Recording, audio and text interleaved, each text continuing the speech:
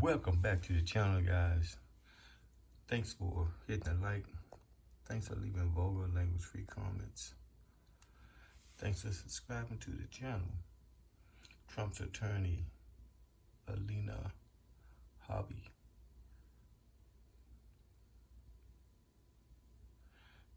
And she said, "This is not normal. I can't believe what I'm seeing." Let's break bread with Trump's Attorney Alina Habba. So you have the Attorney General in New York meeting with the Biden White House and White House counsel, I assume, or I don't know who. Do we know who? How many occasions have you identified she was in the Biden White House, and what was the time frame of that? Sure. We saw that there was a meeting in August, the month or two right before they filed their complaint, and there was another meeting later in the midst of our litigation on the Attorney General's claim. So that is twice confirmed. I believe there are also reports that she had been at Miss Kamala Harris's home.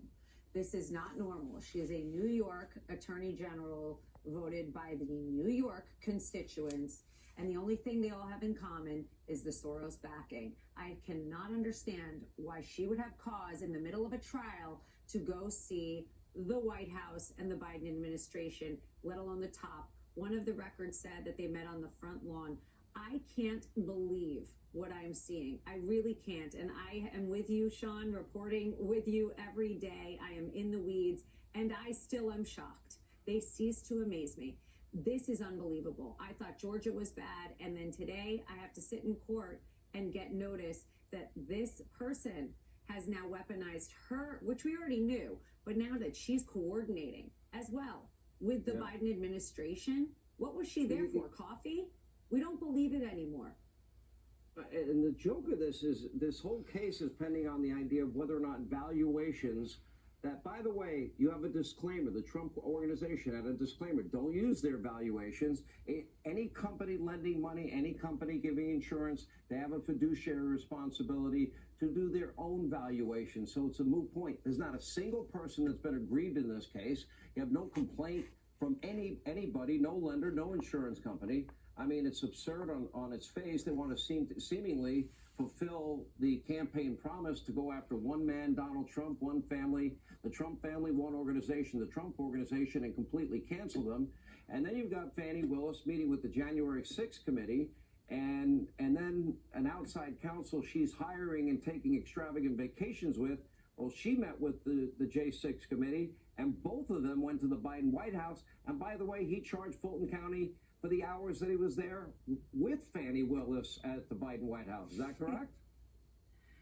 Can you imagine a world where you're trying to be corrupt and then you bill your time to the corruption? I mean, what planet are we living in? Honestly, the stupidity is amazing. If it proves to be true, you got to get popcorn at this point. But it's not a joke, Sean. These are real people. The Trump organization paid over $300 million in taxes over the past few years to employees. This is about people that work in the company. This is about the kids who won't be able to get a mortgage and won't be able to take out a car loan because Miss James and people like her had a political agenda. It's not a question of fact. It is a fact. There is video footage of it. And like I said today in court, not one piece after 3 years of investigation, not one piece after 11 weeks shows that any of them committed fraud. All that it shows is one thing: desperation and election interference. It is pathetic. Alina, it is obvious. And the American people get it. Listen, you're not meeting with the Biden DOJ. You're meeting with the Bidens. You're meeting with Kamala herself in her home. What is going on? And when is our country going to stop talking about it and start doing something about it? Because they have no problem doing something about it when it's Trump. If the case is mostly based on valuations, and they're implying that President Trump put in valuations that were not accurate, but yet you have a judge in the case that's clinging to the idiotic, completely moronic view that Mar-a-Lago is worth a mere $18 million. I mean, he would be more guilty of anything that's even being alleged against the Trump organization. Am I wrong? Sean, He should get damages for how much he's been prosecuted and how many years he's had to pay for lawyers and defending these garbage claims. He should. Facts, ladies and gentlemen. It's ridiculous how these people do whatever they want to do.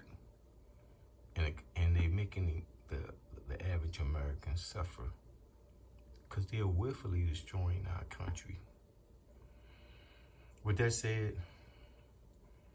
I thank you guys for hitting that like. I thank you guys for subscribing to the channel. I thank you guys for leaving vulgar language-free comments. Now, with that said, I'm done breaking bread.